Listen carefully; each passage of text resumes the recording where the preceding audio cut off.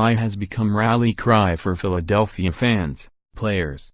St. Paul, Brandon Graham grasped early in his career that "Fly Eagles Fly" would become a litmus test of sorts.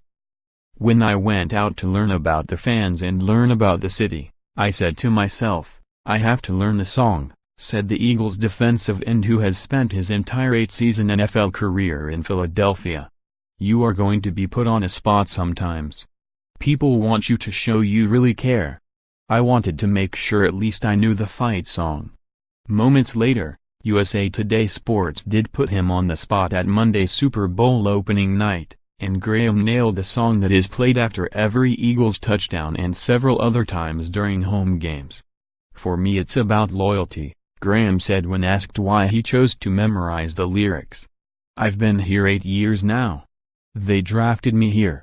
It's my duty to go out there to learn what the city is all about."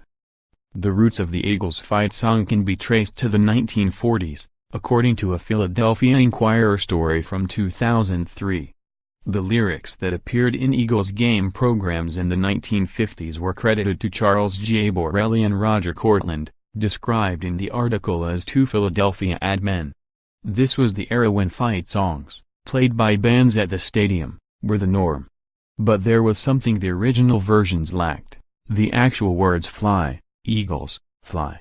The initial version of the song actually read "Fight, Eagles, Fight." The song's popularity faded over the decades before the Philadelphia Eagles pep band, led by Bobby Mansour, brought it back, with some reworked lyrics, more than 20 years ago.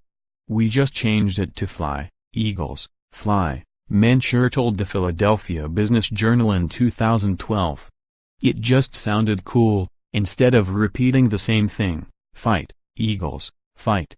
Instead of a 220-member band that had played the song in its heyday in the 1960s, the Philadelphia Eagles pep band of 4 musicians would lead the crowd this time around.